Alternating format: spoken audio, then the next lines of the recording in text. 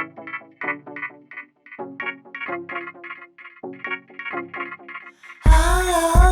it might be where you come from.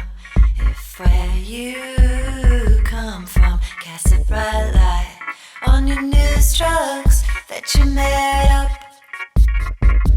Oh, it might just wear you down if your love rubs up on the piss offs and the give ups. Always mix it with the good ones. What green lawns, rich sticks in Green Bay.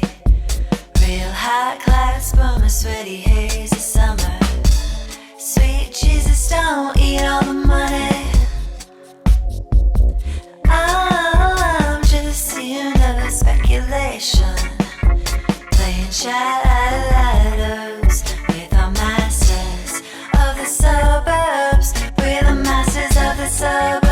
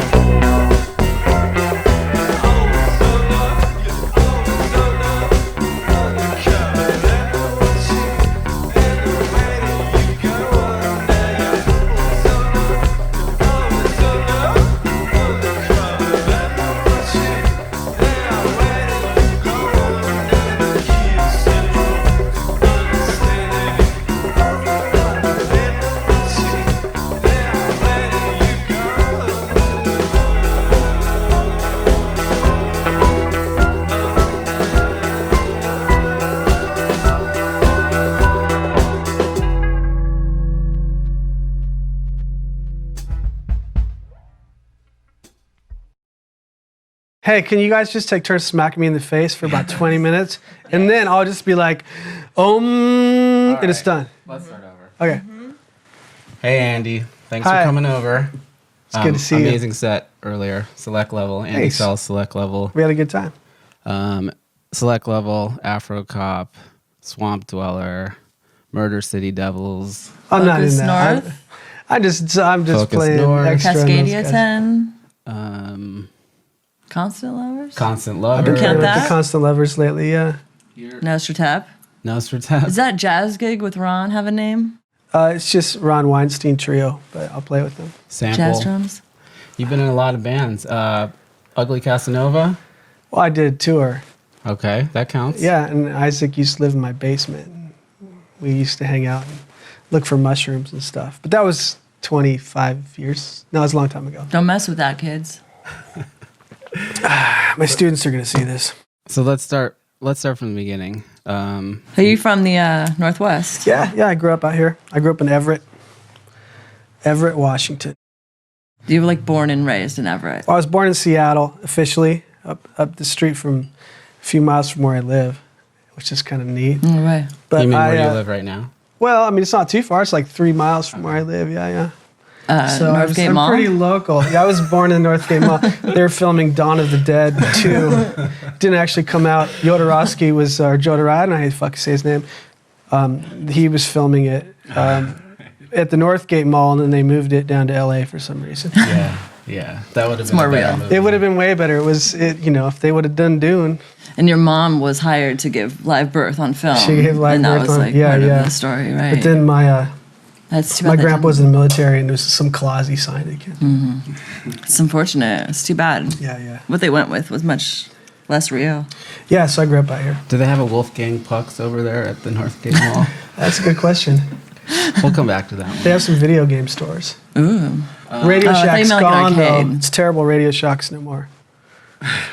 Is it terrible? I think it is. I need RCA cables and doodads that go into other doodads and hook That up fall apart once you're not holding them synthesizers. closed. You know, those things. The quality may be lacking, but But there isn't a replacement store for Radio Shack. No, That's I the mean, weird what thing. is it? There's Like, are you like you have to online go out ordering of town and go stuff? to Yeah. a Fry's. I think we're devolving Be possibly hurt. here. But yeah. So did your parents grow up in the Northwest too? Are you like old timey Everett people? Like they come north after the gold Back rush, in the and then old they days, like heard there was gonna be more no, gold. my parents, well, kind of. My mom moved around quite a bit as a kid. She lived in Washington, Eastern Washington. My dad grew up in Kent. So yeah, they're natives. My grandparents, I can't remember where they moved from, but generally in the area, yeah, I have a lot of relatives around here. My great-grandparents, I know on my dad's side, moved from England over. So that's like the most recent transplants into the States. But other than that, yeah, quite a few generations of Northwest people. So I'm pretty steeped in this whole Northwest thing. Guess I'm supposed to be passive-aggressive and weird. And you have a sister. I do have a sister, yeah. So you're the oldest, right? Yeah. Okay. And you got into a lot of music scenes pretty young, right? I started searching music out as a pretty young kid on my own. But I'm from a musical family. My mom's a pretty accomplished musician, pianist. player? Yeah, she's a Okay. classical musician. She's quite good. So you grew up playing I piano. grew up playing piano and singing and doing all this stuff. But I kind of rebelled against a lot of the sort of like classical music, show tunes, all those kind of things. And I was always beating on stuff and it's a little bit ADD, I suppose. And I really like breakdance music, all that stuff, all the early hip hop stuff, Fat Boys, Africa Bambaataa, Grandmaster Flash, Herbie Hancock, Who it's were pop your- culture stuff, but Right, is that that how was you- like what I really glommed onto How as a did kid. you get onto that stuff? Like Yeah. you were in a house that had like musicals or show tunes and like Well, classical music. Just popular culture, just other kids. Other friends. There was like one kid in the neighborhood that had like a little cassette tape and it's like says Beat Street on it or like, you know what I mean? Like, well, what's this? So it's like early 80s or whatever. So you were Fat Boys. You were a break dancer. I was a really bad breakdancer, yeah. I was a terrible breakdancer. And your mom taught piano lessons in the house. Yeah. So And you we guys grew had up- recitals and stuff. recitals. I was in recitals as a very young child, but I was And, I was encouraged to follow that whole thing, but I always felt uncomfortable with it. It just didn't resonate with me in a lot of ways. Although I feel like at a certain point, I just sort of accepted that's part of, my childhood and stuff. And Did your mom sort of influenced me a little bit. Was she happy that you were into music of any sort though? Like was she? Oh yeah, my mom's that was cool. always been supportive. I think sometimes she's had a hard time relating with some of the music I liked, especially when I was like, going back to like the early days when it was all like punk rock, hip hop, some pretty heavy thrash stuff, metal, just like things that were like aggressive and in your face, you know what I mean? Or she doesn't even really dig disco that much, and since I'm doing all this disco music, it's kind of funny because she'd be like, oh, it's cool, to hear you playing keyboards again and singing, but that I don't know about that disco, but she's she's still making up her mind. Still fighting that war. Yeah, she's wonderfully supportive though, and like I said, good musician and a great influence. So she taught me how to play this like Charlie Brown, Linus and Lucy like version when I was a kid. When I was probably like 4 or 5. So like everything I do, I play the bass lines with my left hand and then just play simple chords with my right. And that's how I started writing all the songs, because that's what I knew how to do. And of course, in between years, I got into all kinds of different music, and I listened to stuff like McCoy Tyner played piano, and like Herbie Hancock, and I really like piano players, Joe Zawin, all these guys. And so especially rhythmic piano players, I was always drawn to that. And so I sort of tried to fake this stuff, and I'm still faking a lot of stuff, just trying to figure out what I like. But being into jazz, being into techno, being into funk and stuff, just all these different kinds of music, it's just sort of comes together as being, okay, this is what it is. This is the thing. At a certain point, I just kind of gave up trying to be cool or trying to like, oh, I'm gonna make this sound like this. I was like, well, fuck it, I'm just gonna see what happens. I got some synthesizers that I've had for a while and some drum machines. Let's just start putting stuff together. Right. So that's kind of how this project started. It was like, So I was just like, oh, well, let's just do it. Why not? What do you mean it's a literary high? It's a Kafka high. You feel like a bug. Try some.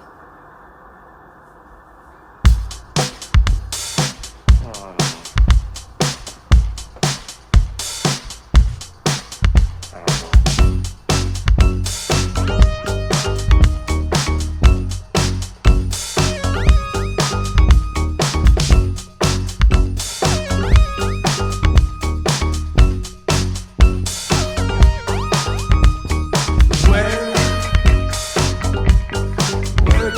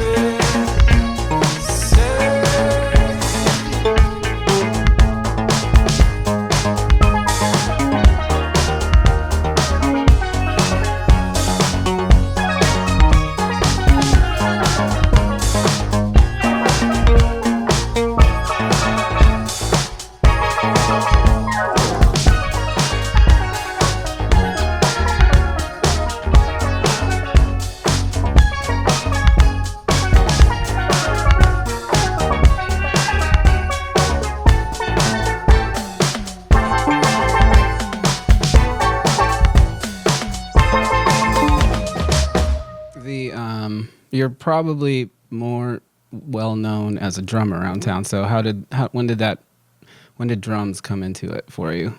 The drums, as a pretty little kid, I was always beating on stuff. Like, I guess, you know what I mean? Like, you talk to those people, right? They're like, oh, he's a natural drummer. Because originally, like, my mom would sit me on the piano, and I could play some chords, and I could play some stuff, but overall, I just play rhythmic things, you know, and get fascinated with that. And I think, like, the influence of a lot of beat music, you know, like the electro stuff in the 80s, like, that was, you know, it's all just breakdance music to me, you know. So you were a teenager or before? No, before a teenager. And pop radio, too, because it was... So you were playing drums from like junior high? I played drums since I was, like, officially since I was 12. Okay. I had a snare drum in my house. I used to play with chopsticks from, like, the 40s or 50s. That was my aunt's, because she played drums in a band back in the 50s. And she's a great musician, too. So a bunch of my family are musicians. But I officially started, you know, as like a 12-year-old, but I was coming out of listening to like a lot of pop radio and being into breakdancing and stuff, and like, you know, bands like Duran Duran and stuff like that. I was obsessed with, and then you know, once I was like 12 or 13, I started playing drums. I got into comic books, and then I got into punk rock because I saw stuff written on skateboards like Dead Kennedys and Black Flag, and, you know, stuff like the Minutemen, the old Red Hot Chili Peppers, like all these. You skate. I skated all the time with my friends, and that was, I mean, yeah. Wait, and sorry, I still kind of like that a little bit. When you say you started drums officially, do you mean like you were in like band at school playing percussion? Like I in like played in sixth the grade or concert whatever? band, yeah. Okay. And then And did you stay? I stayed doing it all the way through high school, and I played with the jazz choir in high school. Whoa. You mean you played percussion with the jazz choir? No, I played drum set. Oh, okay. Wow. So I was studying jazz with my lessons, and I would play a little bit of that on drum set with the combo for a couple of years, 9th and 10th grade, and then I ended up going over to playing in my own bands, like 9th grade, really. We started playing, mixing stuff, doing like some kind of like punk funk kind of stuff. So you ended up learning drum set after being like playing like snare drum in the band, and then started on drum set like in those early ages, or not like in 9th grade? Yeah, I mean, I kind of earned it. So I had to take lessons for a year with this guy in the back of a music shop on a practice pad set, play with cassette tapes of big band music with the drums taken out. And, and cool. We would just play that, and and then you know, I think he was like a veteran of, I forget which war, and he was this cool guy, Doug Spencer. He's so cool, and always be drinking his coffee and do a fake punch in my arm. You got to practice every week. But yeah, so I practiced every day. I kind of went to the top of the band, and I learned how to play some rap beats, like Walk This Way and LL Cool J and all that shit. Yeah. On the drum set. And then I had a friend who was a rapper actually in the class, and I used to drum while he rapped and stuff like that. But this is like 1987, 86, a long time ago. Very long, early days. This guy was connected with Sir Mix-a-Lot somehow, too. He gave me a demo tape of Sir Mix-a-Lot of Swass. This is his first record, but I still have it, and it has demo versions of the record. I have no idea how he had it, because he'd always come to school, because he came from Seattle to Everett, and he'd always come in, he'd be like, I got pictures of Mix-a-Lot. You know, this is before the dude was famous. Oh, wow. Before his first record dropped. What a crazy scene. And so, I mean, whatever, it's Northwest lore, right? Right. But yeah, I was always into beat music. That's the long, short story. And then, at what point did you know right away from end of high school that you were going to follow music? Like, what happened after high school? Well, during high school, I had some bands and stuff, but nothing that really did much other than played in my parents' basement. You know, the kids would come over. No big shows. No battle big of shows. bands. We tried, but nothing much happened. It was like first it was like a punk funk band that was like the Minutemen or like No Means No or early Chili Peppers, kind of like this like funky punky thing. And then later on, we became like Fugazi, like this like emo band, and then it became like hardcore emo. Like it just kept, you know, kids, right? Mm-hmm. Like half the band is straight edge, and I'm like upstairs listening to Bad Brains, smoking weed. Like I'm straight edge, you know, too. And so, you know, I mean, I never said that, but you know, and we were making zines and shit like that, writing zines. So, anyways, long story short, I moved into a house with a few people right after high school in Seattle. We called it the Goat House, and it was basically a punk rock house where we had shows. And bands, actually touring bands would come play. So I met a bunch of people that way. like those guys in like Modest Mouse and stuff and Murder City Devils. Those are like my old. That's how you you know. came to know those guys. Yeah. We all lived in a house together, and we'd have shows and a So bunch this of is cool right after bands high came school? through. Yeah, right after high school. Straight out. You didn't go away to school? I guess I already said dates. I'm totally dating myself. Like it was a long time ago.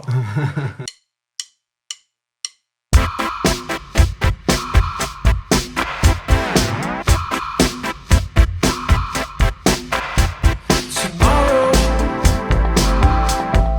never happened. Wrote it off the list. Something I can take. There's always someone to take your place. Why would I worry about it in a race? There's a fire on water, fire. There's a fire on water, fire. There's a fire on water, fire.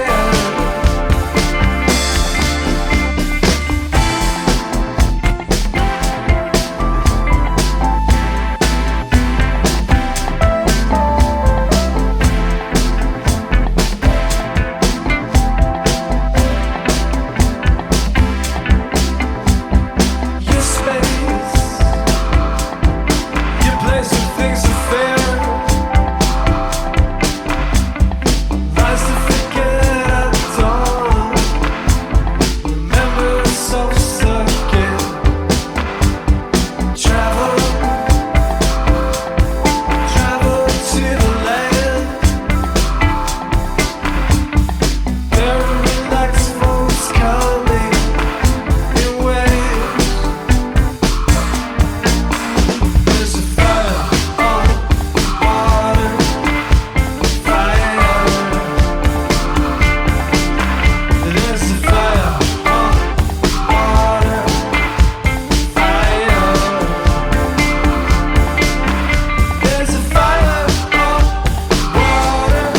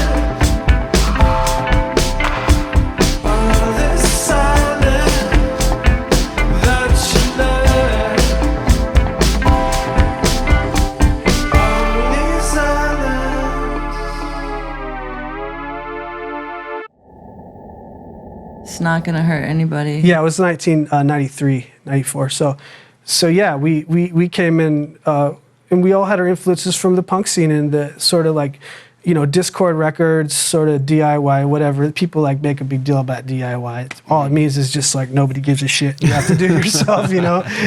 You have to get it done. But back then, that was There where wasn't all it those wasn't a bands big came deal. up. Yeah, and we make zines and stuff. There was no internet. Right. So, you know, I remember like doing mail order records from Discord and probably from like Lookout Records and, you know, hassling bands on the phone and via letters. And I used to like read Maximum Rock and Roll magazine and was into this punk politics thing, but sort of at a distance though too, because like I was just like, whatever. Yeah. I don't want to get wrapped up in something that's like too tight, too small. It's boring to me. Were you pretty conscious of the Seattle music scene at like in the early 90s? Oh, yeah, like, totally. Were you into it? You must have been coming down for shows a lot. Yeah, I used to go to the OK Hotel all the time. Was that all ages? Yeah, they had all ages shows when I was like 1990, one of the best shows I've seen in my entire life to this day. Maybe the best was No Means No. Oh, okay. Yeah, the band from Victoria who's disbanded or they've sort of taken a hiatus maybe. That's probably the best show I've ever seen. I saw the Ramones the same year. in 1990 Where? at the Paramount. Oh, Damn. really? Wow. Yeah, and I feel like Tom Heavy. Tom Club opened, and that was really cool. Wow, cool. But yeah, I mean, I've always loved music and sort of been into like, different scenes and stuff like that. But that's where you saw yourself going. You saw that people in your scene were able to kind of scratch a living out of playing music, or weren't even thinking about that? It's a good question. It did seem a little more real when I see like peers of mine having some success with their music. So then it seems like, oh yeah, there's a better reason. But I will pull back and say I never ever felt like I had a choice in the matter. Like Right. It didn't matter. I could have been there. I could have been somewhere else. I could have been somewhere else, and still wanted to pursue it. I think. Right. I suppose I just don't know. But it's definitely been encouraging to see certain people succeed and go places with their stuff. And I think the spirit of being in that sort of like punk scene and like skateboarding, all that stuff, I mean, even though it's been a long time, it still carries over, and I still have that kind of attitude, and, for better or worse. Right. But there's just like a no bullshit attitude. It's like, well, I like this. This is what I'm going to do. I'm not really that concerned about trying to be anything other than, hey, what's the thing that I'm really like? What's that? What is it? The same way of being in the comic book store and finding punk records or finding, remix UK import records when I was like 10 or 11, and this is like the mid 80s, like, and being like, ooh, remix, that's cool. And I got into like DJ culture and stuff because I was so fascinated with the fact that you could take a song and have another version of it that was really long. Right. And I spent most of my time listening to those, because I always liked music more. So I didn't listen to vocal music for a long time. Right. Really. And then, so what was the first kind of project to solidify for you? That you were a part of, I mean? Yeah, that. I'd say Focus North is probably the one that Right. had the most traction, or That's where I first FCS saw North, you. it looks like. But, Josh's But it's idea was not. to drop the vowels, which he didn't like. We did like the 1997, which was Yeah, that was way ahead pretty of that. far before. But the thing is like, I think that he was a true geek, like a true computer geek, or maybe he still is, but I think he was at the time, like in the 80s and stuff. Who is this? Tell Oh, Josh from Focus North, Yeah. Josh Warren. Josh Warren. And so he was pretty keyed into a lot of that culture, like the stuff that became the dominant culture. He was like one of those dudes, like in his garage, like messing with computers and building his own stuff, and really getting into it. So I mean, that band was really cool. Which And- was just the two of you at first? no. It was Josh, myself, and Chad States, who is a great photographer and artist, and now lives in Philadelphia. And what was the first concept of Focus North? Well, when we were living, this is the 97 or whatever, we lived in that place, the Goat House. And I'd been, like in the mid 90s, I got super into playing really fast break beats, Right. stuff like that, like listening Jungle. to Aphex Twin, early jungle, early like hardcore stuff. And I'd come out of punk, but I was always into funk and jazz. So I started playing all this stuff, and I'd never heard another, I mean, this always sounds like I'm bragging, right? But I'm just saying I'd never heard another drummer do it, Right. ever, once. Right. And so I tried to come up with my own thing where I played all these breakbeats live and chopped up samples of stuff, and I spent a lot of time working on it. So those guys were like, hey, I like drum and bass, I like jungle music, I like techno and this. And we'd also been in the punk scene. And I also like Brian Eno, and I also like Yes and Emerson, Lake and Palmer, and fucking Miles Davis and Jack DeJohnette and all that stuff. Right. So we're like, well, we should do some music. And they said, we want to do something electronic. And I said, well, I can play those beats. Right. I can play that chopped up stuff because I've been working on it, and I really like it. And I tried to do it with a couple other groups and people and stuff. At the time, it was like 96 or so, 97. And then it just worked, We were pretty rough around the edges and pretty punk rock. But we were into fusion, and we were into all this other stuff. And some of the stuff is kind of like straight up like, I think we were listening to a lot of Square Pusher at that time, Right. But, that stuff came out around the same time. And I think that was a rediscovery of a lot of jazz fusion. And a lot of the stuff that's happened, it's since cycled again recently with guys like Thundercat. I'm not comparing us. I'm just saying that those things tend to go in cycles where people like are younger, and then at a certain age, they're like, wow, there's all this crazy, like really extreme music, it's not metal. You know what I mean? I mean, I don't know what it is, but it's nutty. You know, to me, that was the thing for us. And you know, we're at that age in our 20s where we're like, everything was fresh, everything was new. So I don't want to talk too much about all that past, but anyways, that band did pretty well, and we did some international. I'm not international. We toured nationally. Excuse me. We had a good distro, and did a bunch of remixes with different people. Put out like, shucks, I don't know, 7 records. Yeah. That's how Stuff like I that, met yeah. you, was that my Right. buddy Travis was talking about Focus North all the time. Oh yeah, And that's then what you're saying. when I moved to Seattle, there was it was Bumbershoot. And I remember walking into Oh, the yeah, Sky yeah. Church, and everyone's like, Oh, you were "Focus actually at that North." gig? Yeah. Oh, and, funny. No way. With the and, Montobian, maybe? Or was that a different one? Well, Maybe I- we didn't play with him at that one. yeah, I don't know if you played with him at that one. It was just you guys. Oh, okay. And that was fun. it was mind blowing. I was like, wow, that drummer is awesome. And Somebody showed me some footage. I was kind of embarrassed. But yeah, it was cool. It was fun, though. Like you said, it was like early drum and bass, early jungle, breakbeats. And then I think shortly after that was Sample. I think that's the next. Well, how did you guys get hooked up in Sample? Like that was through John Wicks because Through Wicks, okay. he was a mutual friend, and he was leaving town. Oh, right. And he and actually, Joe were going to do that gig at first. Well, I started right? actually because I was the DJ and the extra percussionist. We did have that Baltic because we'd done something Wednesday before already. that at the Sunset, Yeah. where I was electronic drums Nova. and DJ. Yeah, 78 Nova, 78 and it was Nova. Joe and Right. Steve Scaffati and Michael Stigner was there sometimes. I met a We bunch have of people. on 78 that. Nova poster. Yes, we do. But yeah, that was a fun gig. Moon and I DJ'd in between, and we'd play like Japanese hip hop, like UK garage, 2-step stuff, and then like And you had like an early one of those what is that? Yamaha. I mean, that was like 2002 or 1, wasn't it? Yeah, you had one Yeah. of those Yamaha electro kits. Oh, right? it's a Roland. Or Roland. Yeah, now. it was a Yeah. Roland TD5. Right. And Yeah. it was fun, but I mean, a little rough around the edges. Yeah. But everything is for me, so I don't know. Everything- Sample was a great band. That was fun. Yeah, we had a good time. What do you remember about Sample? I remember it changed a lot, but then it solidified into Joe on organ, you on bass, Andy on drums, and Mooney?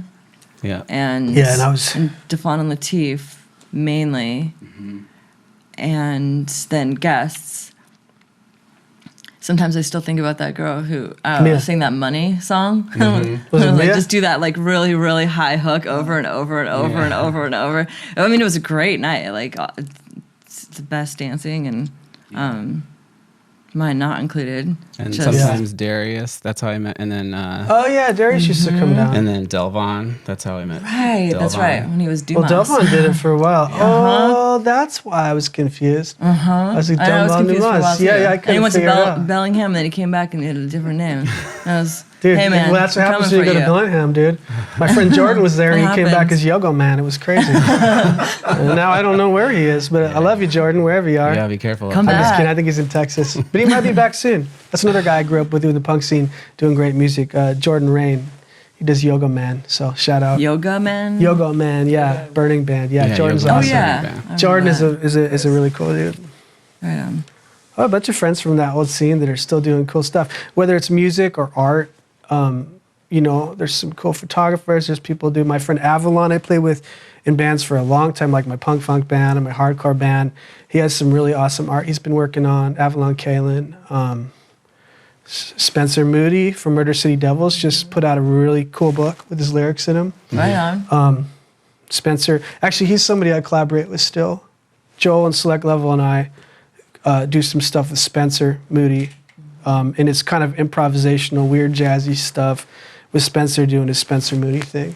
Actually, we're going to play some shows in California Right on. in a couple weeks. Nice. And we put out a record called West Coast Jazz for Shelley, which is the woman Shelley, who was my girlfriend and Spencer's girlfriend. Oh yeah. Yeah, She's a there's real person. She's a real person, one of my Right on. very best friends. Yeah. I mean, I like the way you put it earlier, where it's like you didn't have a choice. You guys all like came up and got inspired at the same time, and it was a big wave. I mean, I think all of us feel like that. Well, yeah, sure. Also. Like whatever. Yeah. Doesn't matter if you know that there's magnesium inside of chlorophyll. It doesn't matter. You can get all of your energy from your other friends. That's right. It's true though. It is true though. I think that seeing, I had this huge refreshed feeling. Like, so Spencer, I was just talking about, like, I hadn't seen him in a few years. I remember going down to Los Angeles and hitting him up and be like, hey, I know you just moved down here just a couple of years ago, and saying, hey, let's hang out. And we did. And then it was just like, oh, I just recognized completely. I'm like, wow, this is why these are the people that I really like gravitated towards. And that, you know, and it's not just him. Like, there's so many people that are out there still doing stuff, whether they're like doing podcasts, whether they're doing visual art, music, raising families. Like, doesn't matter what they're doing, but this core group of people from, I guess it's college years, right? Except that I was fucking off and wasn't going to school. Whatever. Yeah, I was wondering. Playing music a lot. I guess I just studied a lot of music, but you know, those people, I mean, just wow. It makes perfect sense still. Like, you hang out with them for like, you know, 2 minutes, you just pick right back up. It's really nice. So I really resonate with that spirit, I guess. Even though the music that I'm working on right now is not like punk. It has a little bit of that attitude. And what does that even mean anymore? I mean, it's, you know, dads and uncles like myself are always like, oh, it was when it was punk, you know. Yeah. Oh, the punk years, like, it doesn't mean anything. I mean, techno is punk. Everything's punk. If you have a problem with people being obsessed with DIY, then it's going to be a long conversation. Well, I don't have a problem with it. You don't have a problem with it. I don't like things being commodified too much. It's goofy.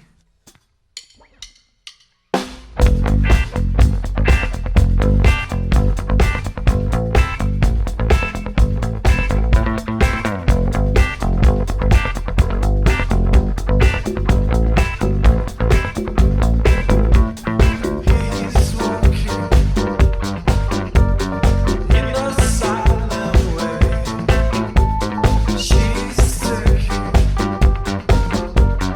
in the